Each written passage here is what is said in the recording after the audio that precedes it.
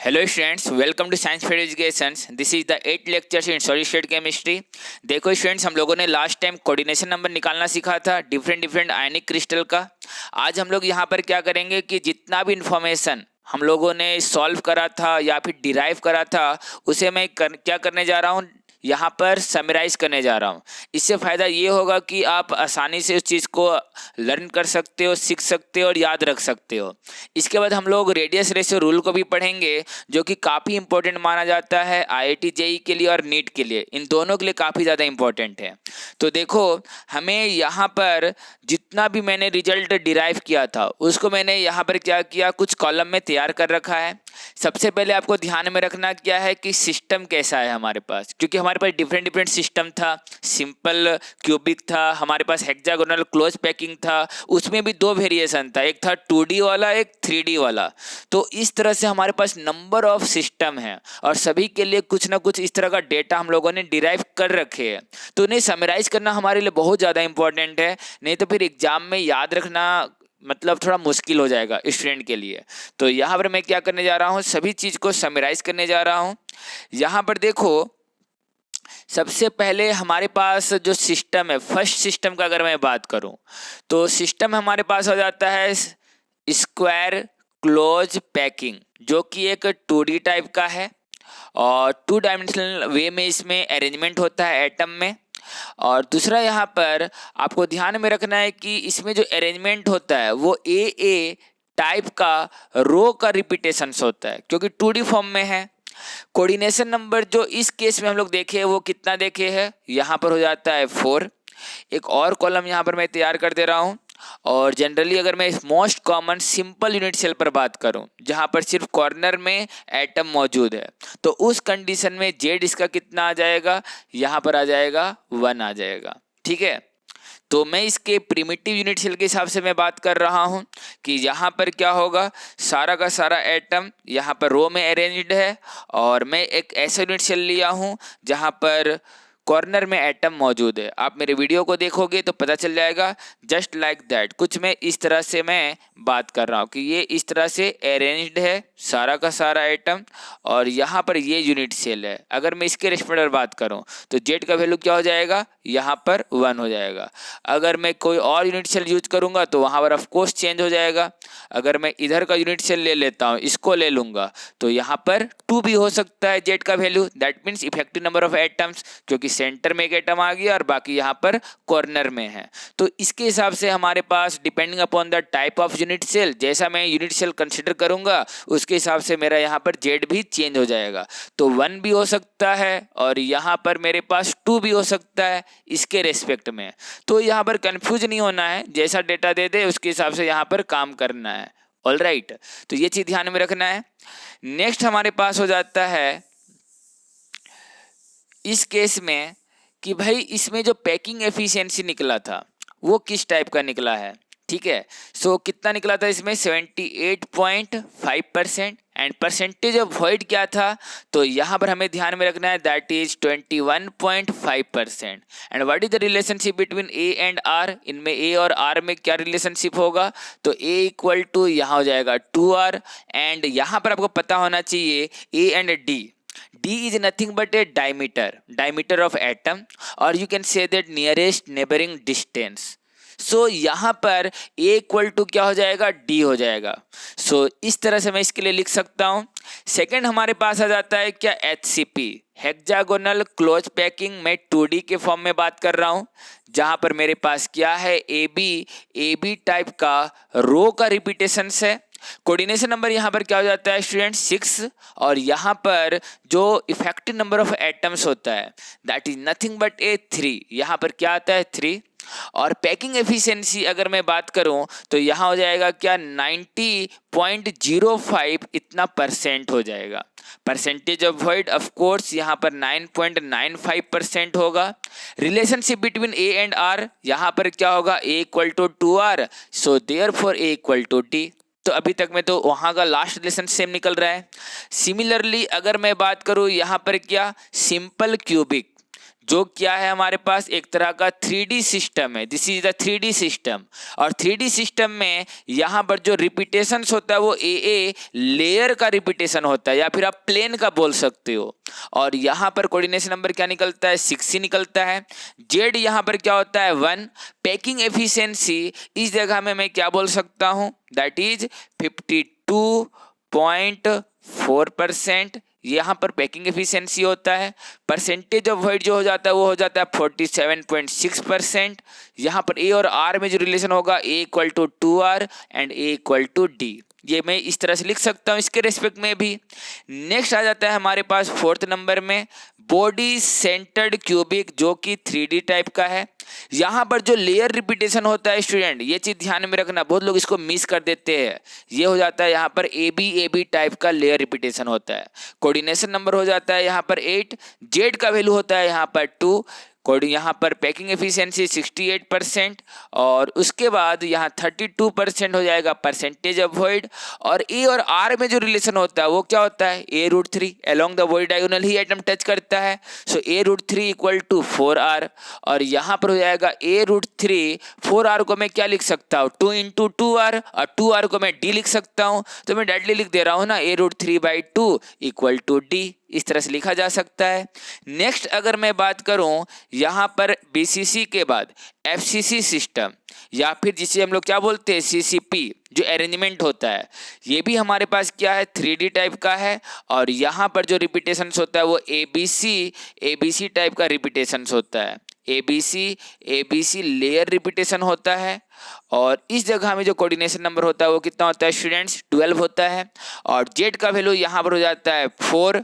और packing efficiency का अगर मैं बात करूँ तो पैकिंग एफिशिएंसी हाईएस्ट होता है 74% 3D में।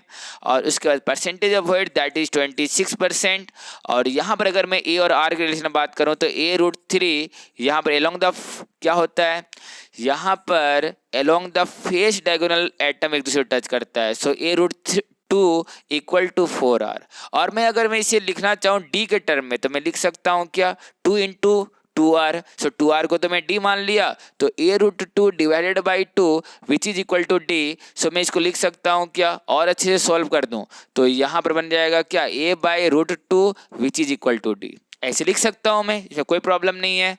नेक्स्ट आ जाता है हमारे पास 6 नंबर में, दैट इज व्हाट, HCP। ये HCP जो है वो क्या है, वो 3D वाला HCP है बच्चे, तो इस चीज़ को ध्यान में रखना है। यहाँ पर जो लेयर रिपीटेशन होता है वो AB लेयर रिपीटेशन होता है, बहुत ही इंपॉर्टेंट है। कोऑर्डिनेशन नंबर स्टिल यहाँ 12 होगा। जेड का वैल्यू यहाँ पर 6 होता है। पैकिंग एफिशिएंसी सेम होता है, परसेंटेज ऑफ वॉइड भी सेम रहेगा। लेकिन ए और आर रिलेशन का अगर मैं बात करूँगा तो ए इक्वल टू 2R, और यहाँ पर ए इक्वल टू यहाँ पर डी लिख सकता हूँ मैं। इसके अलावा अगर मैं बात करता हूँ, इसमें कुछ और भी इंफॉर्मेशन हमें इंक्लूड करना होता है, जैसे कि हाइट के रेस्पेक्ट में। तो हाइट यहाँ पर क्या होगा, जैसे कि टोटल हाइट का अगर मैं बात करूं HCP, क्योंकि 3D वाला है, तो यहाँ पर हो जाएगा height is equal to what, 24√2R³। और यहाँ पर अगर मैं दो लेयर के बीच के डिस्टेंस का बात करूं तो उस जगह में, सॉरी हाइट यहाँ पर ये नहीं होगा, तो हम लोग हाइट के रेस्पेक्ट में बात करेंगे। इसमें कुछ इंपॉर्टेंट ये हो जाता है। तो हाइट में हमारे पास ये हो जाएगा क्या, हाइट का रिलेशन आपको पता होना चाहिए, that is what 4R√2/3। Okay, so यहाँ पर ये रिलेशन आपको ध्यान में रखना है, 4R इंटू √2/3। अगर मुझे यहाँ पर पूछ दे कि दो लेयर के बीच में क्या डिस्टेंस होगा, तो मैं इसे क्या लिख सकता हूँ, h/2। अगर मैं 2 इधर कर दिया तो इधर रह जाएगा क्या, 2R, यहाँ पर 2/3। और हमें पता है 2R is nothing but a, तो मैं इसको और कैसे लिख सकता हूँ, यहाँ पर लिख सकता हूँ 2√3, यहाँ पर हो जाएगा हमारे पास a। इस तरह से भी इसे लिखा जा सकता है। एक इंपॉर्टेंट रिलेशन और होता है इसके रेस्पेक्ट में, दैट इज वॉल्यूम का। तो वॉल्यूम ऑफ HCP अगर कोई पूछ दे, that is nothing but 24√2R³। आप इसको इस तरह से लिख सकते हो। इसके अलावा यहाँ पर एक और रिलेशन है जो कि काफ़ी इंपॉर्टेंट माना जाता है, फॉर डायमंड। डायमंड के लिए तो आपको सीख लेना चाहिए, बहुत ही इंपॉर्टेंट रिलेशन है। और डायमंड किस तरह से होता है, वो सीसीपी लैटिस में ही, मतलब एफसीसी के फॉर्म में ही होता है। तो मैं इसके लिए हम लोग बोल सकते हैं कि इसमें तो एबीसी पैटर्न का अरेंजमेंट होता है, लेकिन यहाँ पर कोऑर्डिनेशन नंबर जो होगा वो 4 होगा। कोऑर्डिनेशन नंबर 4 क्यों हो रहा है, देखो इसका जो अरेंजमेंट होता है वो तो सीसीपी लैटिस के अकॉर्डिंग होगा, और सीसीपी के लिए हम लोग एबीसी ही लिखेंगे, लेकिन जो वॉइड बनता है वहाँ पर वो क्या होता है, अल्टरनेटिव टेट्राहेड्रल वॉइड होता है, और इसी वजह से कोऑर्डिनेशन नंबर क्या हो जाएगा, यहाँ पर 4 हो जाएगा। तो उस केस में हम लोग क्या कर रहे हैं, यहाँ पर जो जेड हो जाएगा दैट इज 8, और पैकिंग एफिशिएंसी जो होता है वो 34 to 36% ही आता है, सबसे कम अभी तक देख रहे हो। और परसेंटेज ऑफ वॉइड का अगर मैं बात करूँगा तो यहाँ पर हो जाएगा क्या, 64 to 66%। ये हमारे पास क्या हो जाएगा, परसेंटेज ऑफ वॉइड। और ए और आर का रिलेशन का अगर मैं बात करूं तो ए और आर का रिलेशन में मैं बता दे रहा हूं, क्योंकि यहाँ पर कॉर्नर में एटम होता है और टेट्राहेड्रल वॉइड में होता है, तो इसके हिसाब से हमारे पास क्या हो जाएगा, a√3 divided by 8 equal to R. So R equal to a√3/8। तो ये चीज़ आपको ध्यान में रखना है। या फिर मैं डी के रेशियो में बताऊंगा तो डी इक्वल टू क्या हो जाएगा, a√3/4। तो ये सारा रिलेशन डायमंड के लिए है, बाकी सभी सिस्टम के लिए मैंने यहाँ पर ड्रॉ कर दिया है, इन्हें आप स्क्रीनशॉट ले लो, आपके लिए काफ़ी ज़्यादा इंपॉर्टेंट है। नेक्स्ट आते हैं हम लोग रेडियस रेशियो रूल वाले में, कि रेडियस रेशियो रूल हम लोग को क्या सिखाता है। तो देखो रेडियस रेशियो रूल अपने आप में बहुत ही इंपॉर्टेंट कॉन्सेप्ट है, that is the radius ratio rule. ये हमें बताना चाहता है क्या, it deals with the arrangement of system. तो यहाँ पर ध्यान में रखना, it deals with the arrangement of system,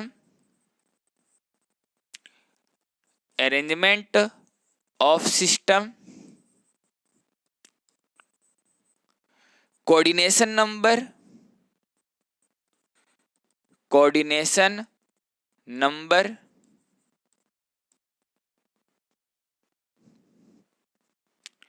और यहाँ पर आपको पता होना चाहिए कि अगर जनरली जो रेडियस रेशियो रूल क्या है, ये बताना चाहता है r+/r-। देखो this is the radius ratio, that is the radius of smaller ion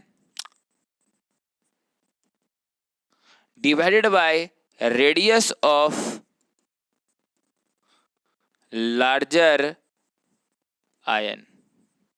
आपको एक चीज पता होना चाहिए, जनरली किताब में लिखा होता है r+/r-। जनरली क्या होता है कि एनायन का ही साइज बड़ा होता है और केटायन का साइज क्या होता है, छोटा होता है, इसीलिए। बट ये हमेशा सही हो वो जरूरी नहीं है, ठीक है। सो यहाँ पर फिलहाल रेडियस रेशियो के हिसाब से जितना यहाँ पर आप बोल सकते हो कि रेडियाई ऑफ केटायन इंक्रीज करेगा, उतना कोऑर्डिनेशन नंबर वो इंक्रीज करेगा, that is the radius ratio rule. Radius ratio rule में यही बताया गया है कि केटायन का रेडियाई जितना इंक्रीज करेगा उतना ज़्यादा कोऑर्डिनेशन नंबर इंक्रीज करेगा, that means number of surrounding atoms और ions that will also increase with the increase of size of the cation.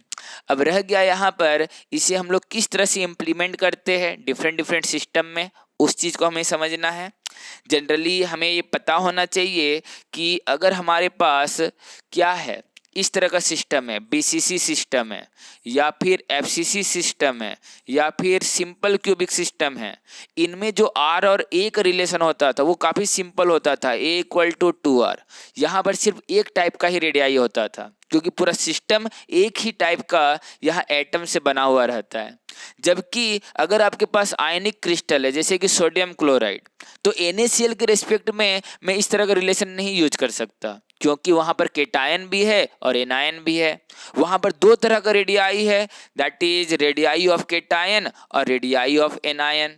मैं यहाँ पर रेडियाई ऑफ एनायन को कैपिटल R से रिप्रेजेंट करना चाहूँगा, इससे आपको ज़्यादा मतलब हेल्पफुल होगा। सो रेडियाई ऑफ एनायन, और मैं इसको क्या लिख सकता हूँ, R- भी लिख सकता हूँ। एंड यहाँ पर स्मॉल r या फिर मैं बोल सकता हूँ R plus, that is radii of cation. तो आपको यहाँ पर मैंने जितना भी अभी रिलेशन सिखाया वो क्या था, वो सिंगल रेडियाई के टाइप पर था। मतलब पूरा सिस्टम किससे बना हुआ है, एक ही टाइप के एटम से बना हुआ है। तब हम लोग वो सारा कॉन्सेप्ट यूज कर सकते हैं जो हम लोगों ने अभी टेबल में पढ़ा, वहाँ पर एक ही रेडियाई का बात किया गया है। लेकिन आयनिक क्रिस्टल में हमारे पास दो तरह का रेडियाई होता है, एक केटायन का होता है और एक एनायन का होता है। और यहाँ पर क्या बोला गया रेडियस रेशियो रूल में कि साइज ऑफ केटायन जितना इंक्रीज करेगा उतना ही कोऑर्डिनेशन नंबर भी इंक्रीज करेगा, that is the radius ratio rule. तो चलो यहाँ पर सबसे पहले डिस्कस करते हैं कि इसमें बताया क्या गया है। तो यहाँ पर देखो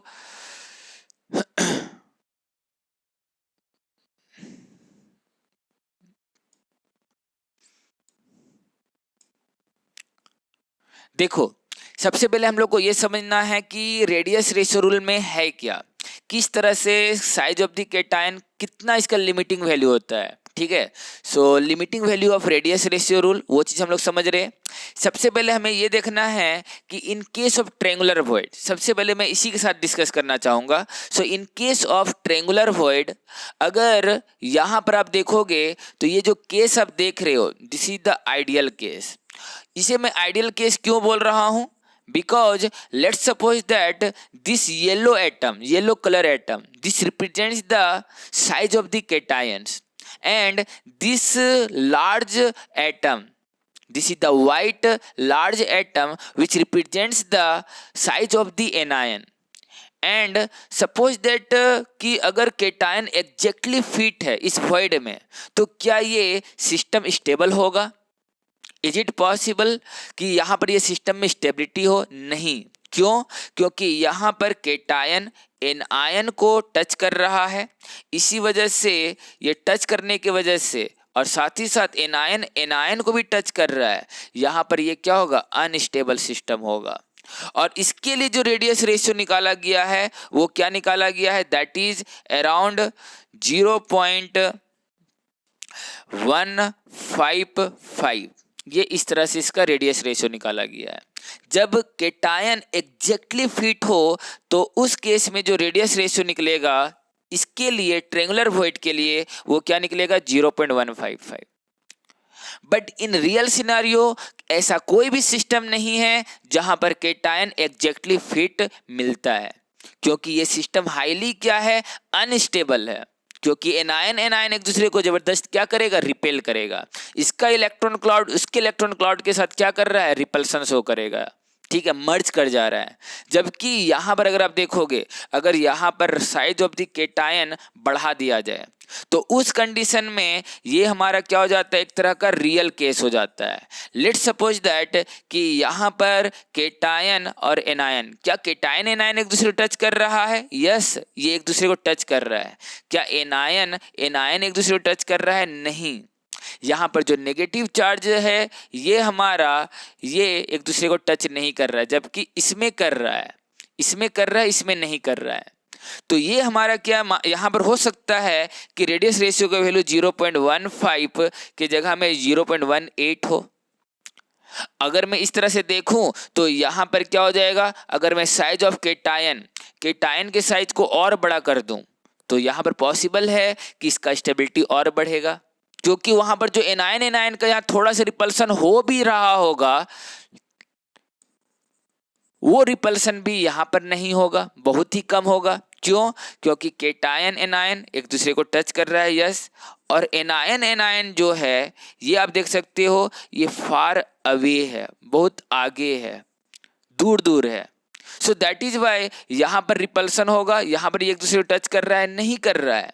सो this is the most stable system, ये हमारा क्या होगा, मोस्ट स्टेबल सिस्टम होगा। All right. और यहां पर देखा गया है क्या कि इसके लिए जो R/R का जो वैल्यू होता है दैट इज नथिंग बट 0.225 होता है, ये इसके रेंज में आता है।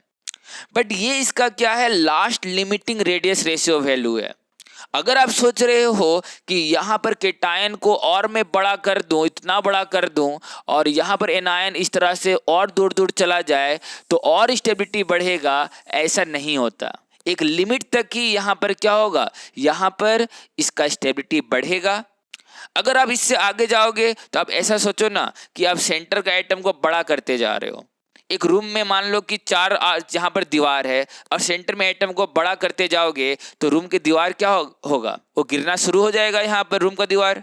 जस्ट लाइक दैट, जैसे ही आप सेंट्रल एटम को आप क्या करते हो, बड़ा करते जा रहे हो, फिर वो क्या चाहेगा, वो चाहेगा कि उससे से ज्यादा एटम क्या करे, कवर करे।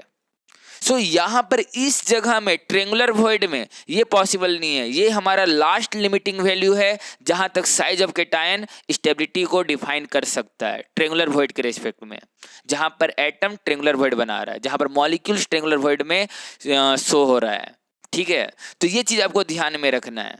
रह गया यहाँ पर कि इनके लिए फिर मैं रिलेशन कैसे डिराइव करूं, आर और आर, क्योंकि यहाँ पर दो तरह का आर है। एक तो स्मॉल आर है, that is nothing but A radii of cation. एक हमारा बिगर आर है, दैट इज कैपिटल आर है, जो कि रेडियस ऑफ एनायन को रिप्रेजेंट करता है। तो देखो यहाँ पर एक चीज पता होना चाहिए, आइडियल केस हो या फिर रियल केस हो, दोनों के लिए आर और आर का रिलेशन ए के साथ, एज लेंथ के साथ सेम होने वाला है। कैसे, मैं बताने वाला हूं, देख लो आप। जैसे कि मानकर चलो कि आपके पास ये एक ट्रेंगल है, यहाँ पर ये एक ट्रेंगल बना सकता है अगर सभी के सेंटर को मिला दूं तो।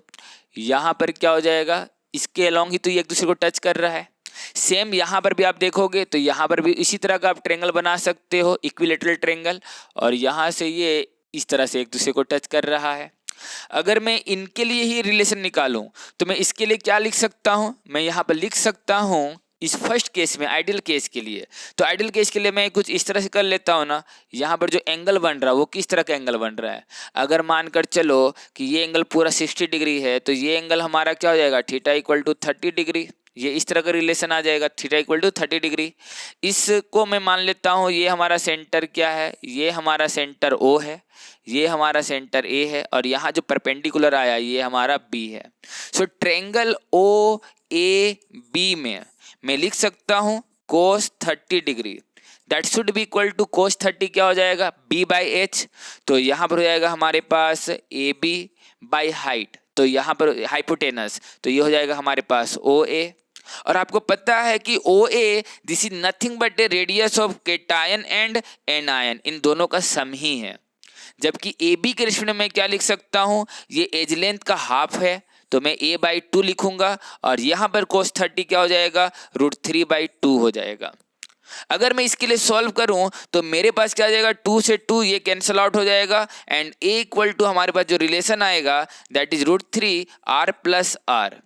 मेरा सवाल है कि क्या ये रिलेशन इसके लिए वैलिड होगा। यहाँ पर तो a हमारे पास 2r के बराबर नहीं है, यहाँ पर क्या ये r 2r के बराबर है, नहीं। इस जगह हम जो एज लेंथ हम लोग देख रहे हैं यहाँ पर तो हम लोगों ने डायरेक्टली लिख दिया ना, तो वो चीज़ हमारे पास ये नहीं है, 2r के बराबर नहीं है। यहाँ पर तो हम लोगों ने तुरंत लिख लिया था कि ए बी हमारे पास क्या है, a/2 के ये में है, बट यहाँ पर हम लोग उस तरह से नहीं लिख सकते हैं। लेकिन क्या ये रिलेशन इसके लिए सही होगा, ऑफकोर्स सही होगा, इससे कोई दिक्कत नहीं है। अगर आपके पास एक छोटा सा क्यूब है, ठीक है, तो छोटे से क्यूब के लिए आप यहाँ पर हाइपोटेनस के रिस्पेक्ट में, ये जो हमारे पास फेस डायगोनल है हमारे पास, इस फेस डायगोनल के रिस्पेक्ट में क्या रिलेशन लिखोगे, इसका जो लेंथ होता है ये तो आप इसी तरह से लिखते हो ना, a√2। ये जो लेंथ होता है वो क्या होता है, a√2 ही होता है। और अगर हमारे पास एक बिग क्यूबिकल सिस्टम है, बड़ा सा क्यूबिकल सिस्टम है, तो इसके लिए भी हम लोग जो फेस डायगोनल का रिलेशन लिखते हैं वो क्या लिखते हैं, a√2 लिखते हैं। अगर सभी यहाँ पर क्या है ए एज लेंथ में है तो यहाँ पर फेस डायगोनल क्या हो जाएगा, a√2 हो जाएगा। चाहे वो यहाँ स्मॉल हो या बिग हो, हाँ ए का वैल्यू अलग अलग होगा, उसमें कोई दिक्कत नहीं है, लेकिन रिलेशन जो होगा वो तो सेम होगा ही ना। तो इसीलिए यहाँ पर मैं बोल सकता हूँ कि ये जो रिलेशन मैंने निकाला है a equal to √3 into r plus R, ये हमारा क्या है, ये आइडियल के लिए भी वैलिड है, आइडियल सिस्टम के लिए भी, और ये हमारा रियल सिस्टम के लिए, दोनों के लिए वैलिड है। ये आपको सीखना है, काफ़ी इंपॉर्टेंट रिलेशन है। तो यहाँ पर हम लोगों ने क्या किया, ट्रेंगुलर वॉइड के लिए रिलेशन डिराइव कर लिया। ओके, अब यहाँ पर आते हैं हम लोग नेक्स्ट। अगर हमारे पास कोई दूसरा सिस्टम है, ट्रेंगुलर वॉइड का हो गया हमारे पास, अब हम लोग आते हैं टेट्राहेड्रल वॉइड के लिए। तो टेट्राहेड्रल वॉइड के लिए हम लोग किस तरह से कर सकते हैं, टेट्राहेड्रल वॉइड के लिए रिलेशन कैसे डिराइव किया जाता है। So in case of tetrahedral void बनता किस में है, तो एफसीसी सिस्टम में बन सकता है यहाँ पर। तो देखो टेट्राहेड्रल वॉइड में होता क्या है, ये मान लो कि इस जगह में कुछ इस तरह से सिस्टम है, यहाँ पर मान लो कि यहाँ इस जगह में सारा का सारा क्या है, यहाँ पर ये एनायन होगा और इस जगह में कहीं पर केटायन होगा टेट्राहेड्रल वॉइड में इस जगह में, और यहाँ से लेकर यहाँ तक का जो डिस्टेंस होता है वो आपको पता है वो कितना होता है, a√3/4 होता है in terms of a। So this distance that should be equal to what, r+r, ये इसके बराबर होगा।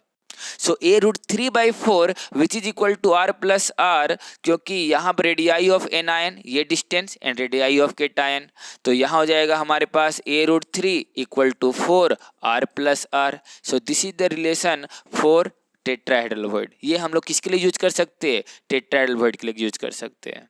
ठीक है, तो इसका भी रेडियस रेशियो आपको पता होना चाहिए कि टेट्राहेड्रल वॉइड के लिए जो रेडियस रेशियो का जो वैल्यू होता है वो कहाँ से कहाँ जाता है, वो हो जाता है 0.225 से लेकर यहाँ हो जाएगा 0.414। आपको पता होना चाहिए जिस 0.225 में ट्रेंगुलर वॉइड मोस्ट स्टेबल था, वो अब ये जो वैल्यू है हमारा वो टेट्राहेड्रल वॉइड के लिए क्या होगा, हाईली अनस्टेबल पॉइंट होगा। ठीक है, तो ये चीज़ आपको ध्यान में रखना है। अगर 0.225 अगर है यहाँ radius ratio in case of tetrahedral void, it means इस जगह में जो केटायन होगा वो क्या होगा, एग्जैक्टली फिट होगा। और एग्जैक्टली फिट मतलब क्या हुआ कि वहाँ केटायन और एनायन से वो टच कर रहा होगा, साथ ही साथ एनायन भी एक दूसरे को टच कर रहा होगा।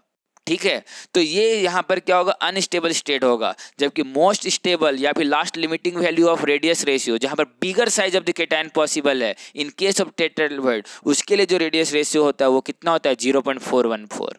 ये सारा कैलकुलेशन आपको नहीं सीखना है, जरूरत नहीं है, याद रख लो। ठीक है, तो यहाँ पर क्या हो जाएगा 0.414।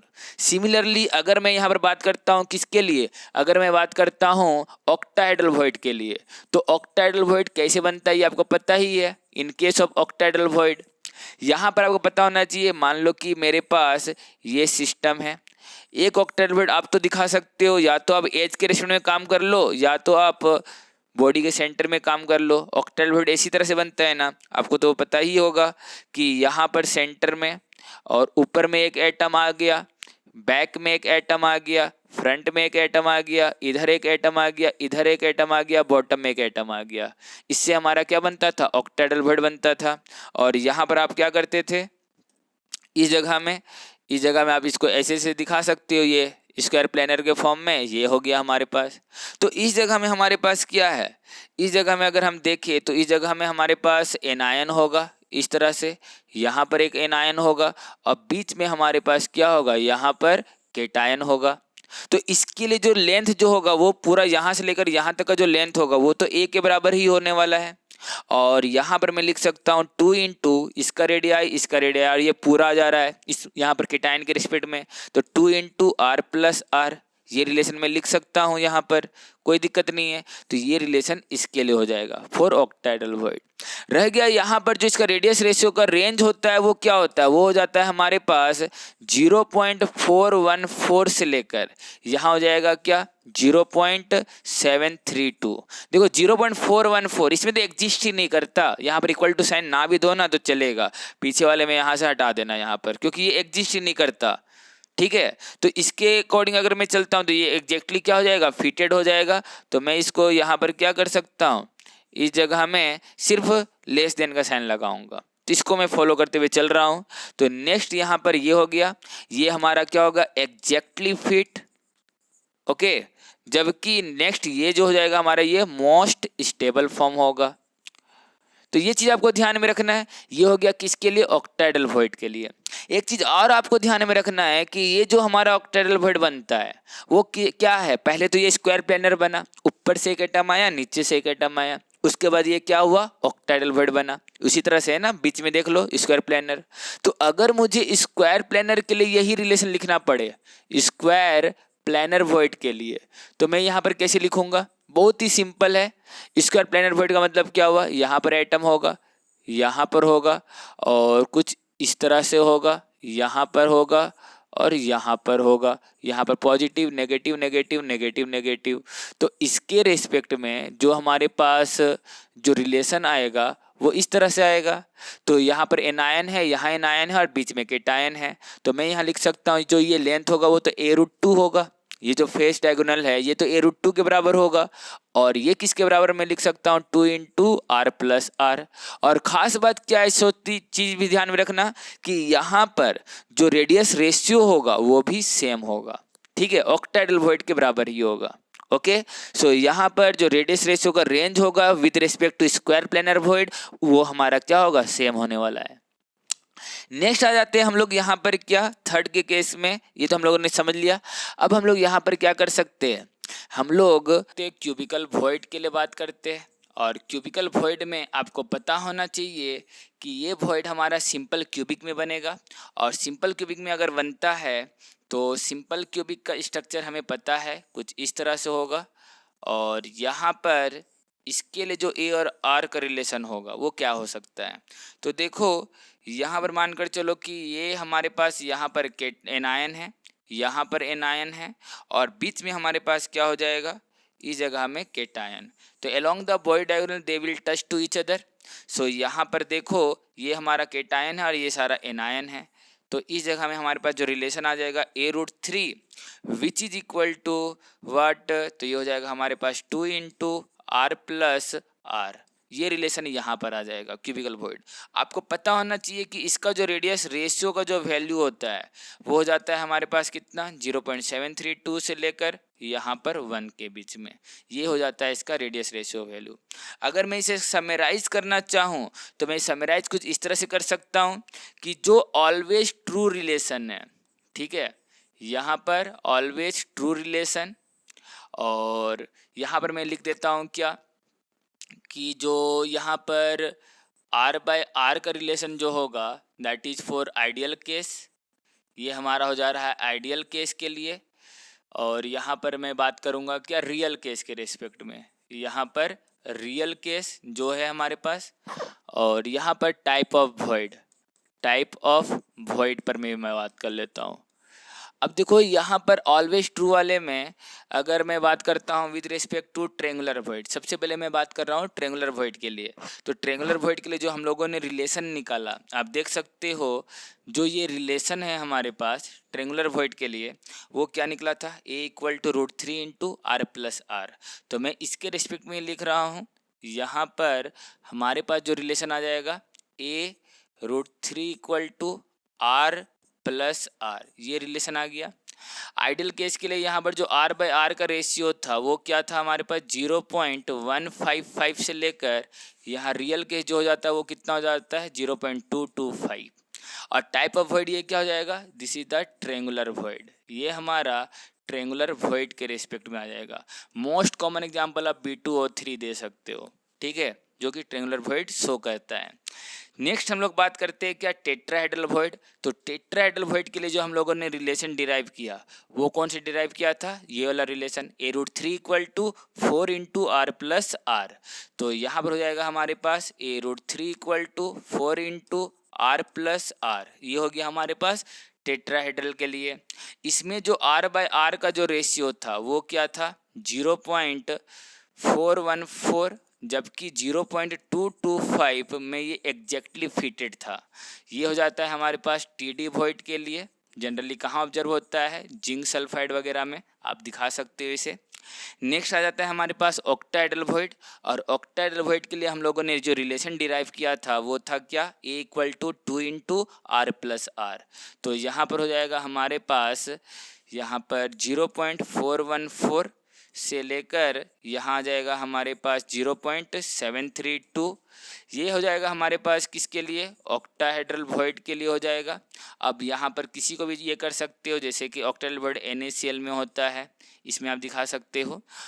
नेक्स्ट यहाँ पर इसका जो रिलेशन था हमारे पास वो हो जा रहा था क्या, a = 2 into R plus R, ये सिंपल से रिलेशन हम लोग यूज कर सकते हैं। और सेम यहाँ पर अगर हम लोग बात करेंगे स्क्वायर प्लेनर के लिए, तो अब देख सकते हैं स्क्वायर प्लेनर में हमारे पास क्या था, a√2 आ जा रहा था, जबकि यहाँ पर a=2 × r+r था। रेडियस रेशियो हमारा सेम होगा, क्योंकि यही हमारा क्या होता है, ट्रांजिशन स्टेट होता है। और इसी ट्रांजिशन स्टेट से हम लोग फिर आकर कहाँ जाते हैं, ऑक्टाइडल वॉइड में जाते हैं, ऊपर एक एटम नीचे एक एटम प्लेस करने के बाद। तो यहाँ पर हो जाएगा हमारे पास क्या, ये हो जाएगा हमारे पास a√2 = 2 × r+r।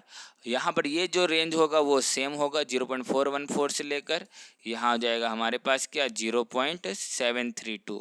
इसके लिए हम लोग इस तरह से यूज कर सकते हैं। नेक्स्ट यहाँ पर ये किसके हो जाएगा, square planar void, this is for square planar void, ये हो जाएगा। आप यहाँ पर एग्जाम्पल में जैसे कि PtCl4 2- वगैरह दे सकते हो। ओके, ये कोऑर्डिनेशन कंपाउंड होता है। नेक्स्ट यहाँ पर और हम लोग कर सकते हैं किसके लिए, तो हमारे पास क्यूबिकल वॉइड हो जाता है। और क्यूबिकल वॉइड के लिए जस्ट हमने रिलेशन निकाला, वो क्या था, a√3 = 2 × r+r। तो ये हो जाएगा हमारे पास a√3 = 2 × r+r। और यहाँ पर जो रिलेशन हो जाएगा 0.732 से लेकर यहाँ r/r, यहाँ हो जाएगा 1। This is for cubical void. और क्यूबिकल वॉइड में आप यहाँ पर एग्जांपल दे सकते हैं, सीजियम क्लोराइड, अमोनियम क्लोराइड वगैरह वगैरह, इस तरह का एग्जांपल आप दे सकते हो। एक और टर्म यहाँ पर यूज किया जाता है, that is for linear void. तो देखो लीनियर वॉइड नाम का चीज़ ऐसा कोई रियलिटी में होता नहीं है, ये एक्चुअल में कहाँ पर एग्जिस्ट करता है, distorted form of BCC form में एग्जिस्ट करता है। जैसे कि BCC में अगर मैं ऑक्टाहेड्रल का बात करूँ BCC सिस्टम में, तो BCC सिस्टम में क्या होगा, हमारे पास इसी तरह का स्ट्रक्चर होता है। एक क्यूब है हमारे पास कुछ इस तरह से, और यहाँ पर एटम ये होगा, इसके ऊपर में भी कुछ इसी तरह का ये सिस्टम लोग यूज कर सकते हैं। देखो यहाँ पर क्या होगा, BCC सिस्टम में वॉइड किस तरह से बनता है, जैसे कि अगर मैं इसमें ऑक्टाहेड्रल वॉइड बनाऊं तो कहाँ पर बनेगा, यहाँ का ऑक्टाहेड्रल वॉइड कुछ इस जगह में बनेगा, क्योंकि एटम यहाँ पर मौजूद है, यहाँ पर है और यहाँ है। इसी तरह से ये सारा एटम इस जगह में मौजूद है। एटम एक बॉडी के सेंटर में होगा, एक यहाँ के बॉडी के सेंटर में भी होगा, इसी तरह से। अब यहाँ पर देखो कि इन सभी का डिस्टेंस क्या इस जगह सेंटर में एक जैसा होगा, नहीं। आप देख सकते हो कि ये जो डिस्टेंस होगा वो कितना का होगा, ये हमारे पास देखो ये ऑक्टाहेड्रल वॉइड बन रहा है, एक तरह से यहाँ पर क्या बन रहा है, ऑक्टाहेड्रल वॉइड। ये डिस्टेंस होगा हमारे पास a√2 / 2 ये होगा। जबकि ये जो डिस्टेंस होगा यहाँ से लेकर यहाँ, ये वाला डिस्टेंस जो कि यहाँ पर केटायन है और यहाँ बाकी जगह में एनायन है, तो ये सारा ये एनायन है, this is the anion, this is the anion, और इस वॉइड में क्या रहेगा, केटायन रहेगा। ओके, ये जो डिस्टेंस है हमारे पास ये कितना है, a/2, सबसे स्मॉलर डिस्टेंस है। बाकी यहाँ पर जो डिस्टेंस देखोगे वो एक जैसा वैसा नहीं है। यहाँ पर देखो ये डिस्टेंस जो हो जा रहा है वो a√2/2 का डिस्टेंस है, जबकि ये डिस्टेंस जो है हमारे पास वो क्या हो जाएगा, वो हो जाएगा हमारे पास एक तरह से a/2, that is smaller distance हो जाएगा। और इसी वजह से मैं बोल सकता हूँ कि भाई यहाँ पर ये डिस्टॉर्टेड ऑक्टाहेड्रल को फॉर्म कर रहा है, और क्योंकि यहाँ पर सारा आइटम एक जैसे डिस्टेंस पर नहीं है, इसी वजह से तो ए और आर रिलेशन यहाँ पर निकाला जा सकता है। तो a = यहाँ पर हम लोग लिख सकते हैं क्या, ये जो डिस्टेंस आप देख रहे हो, this distance will be equal to a and this is equal to further 2 × r+r। तो ये हमारे पास किसके लिए निकल रहा है, लीनियर वॉइड। इसे ही हम लोग क्या कहते हैं, लीनियर वॉइड कहते हैं, क्योंकि ये डिस्टेंस हमारा छोटा है। अगर मैं यहाँ से लेकर यहाँ तक का डिस्टेंस देखूँ, ए से लेकर ओ तक का, और यहाँ पर ये बी है हमारा, तो EO डिस्टेंस जो है हमारे पास ये OC डिस्टेंस से क्या है, स्मॉल है। तो हम बोल सकते हैं कि ये वाला जो सेंट्रल आइटम होगा वो इस वॉइड को टच कर रहा होगा। इट मीन्स अगर कोई केटायन इस जगह में मौजूद है तो उसे भी ये टच कर रहा होगा। इट मीन्स मैं बोल सकता हूँ कि लीनियर वॉइड एक्चुअल प्रेजेंट कहाँ होता है, आयनिक क्रिस्टल ऑफ BCC सिस्टम में, और यहाँ पर वो डिस्टॉर्टेड ऑक्टाहेड्रल वॉइड में प्रेजेंट होता है। तो उसके लिए भी मैं एक रिलेशन दिखा सकता हूँ कि अगर मैं यहाँ पर लिख देता हूँ क्या, a = 2 × r+r, तो यहाँ पर हो जाएगा ये 0 से लेकर, 0 जनरली लिखा भी नहीं जाता, यहाँ पर हो जाएगा r/r और यहाँ पर हो जाएगा 0.155, इस रेंज में आ रहा है। तो ये हो जाएगा हमारे पास क्या, किस तरह का वॉइड, लीनियर वॉइड हो जाएगा। ठीक है, तो ये चीज़ आप यहाँ पर दिखा सकते हो। एग्जाम्पल देने की ज़रूरत नहीं है, ऐसा कोई एग्जाम्पल मुझे मिला नहीं। कुछ बुक्स में BF2 वगैरह दे दिया जाता है, बेरिलियम फ्लोराइड वगैरह, बट उनका भी तो अलग अलग टाइप का स्ट्रक्चर होता है। ओके, तो इस तरह से है।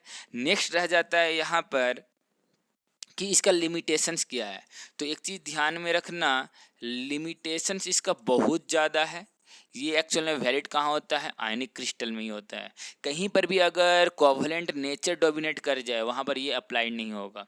जैसे कि अगर आप यहाँ पर सोच रहे हो लिथियम क्लोराइड या लिथियम ब्रोमाइड या लिथियम आयोडाइड, इनके लिए वैलिड नहीं होता, क्योंकि लिथियम का हाई पोलराइजिंग पावर की वजह से यहाँ पर एनायन के साथ क्या होता है, यहाँ पर ये एनायन कोवलेंट नेचर दिखाता है। तो जिस तरह से यहाँ ये रेडियस रेशियो निकल कर आता है ना, उसके हिसाब से कोऑर्डिनेशन नंबर सही नहीं आता, वो गलत आता है।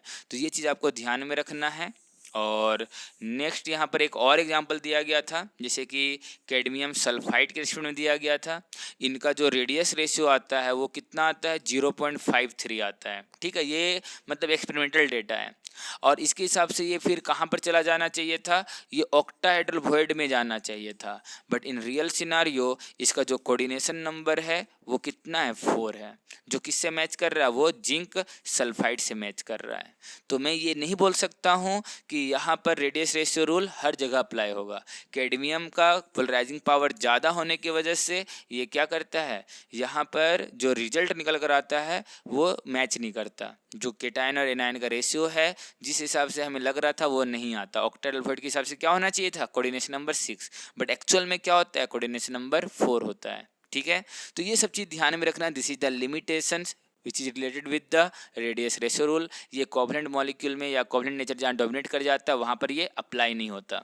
तो यहाँ पर आज के लिए ये सफिशिएंट है। यहाँ पर कोऑर्डिनेशन नंबर यहाँ मेंशन कर देना, इनके लिए सभी के लिए कोऑर्डिनेशन नंबर यहाँ पर आप बता सकते हो। ऑक्टाइडल वॉइड के लिए हो जाएगा 6, टेट्राहेड्रल 4, यहाँ पर 4, और क्यूबिकल वॉइड के लिए यहाँ पर 8, यहाँ पर ट्रिंगुलर वॉइड के लिए यहाँ 3, और लीनियर वॉइड के लिए यहाँ पर 2। इस तरह से आप यहाँ पर दिखा सकते हो।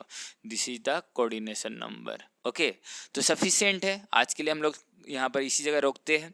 आई होप आपको सब कुछ समझ में आया होगा। बहुत ही डिटेल कॉन्सेप्ट यहाँ पर है, आप अगर 1 बाय 1 इसको फॉलो करोगे तो सब कुछ समझ में आएगा। ओके।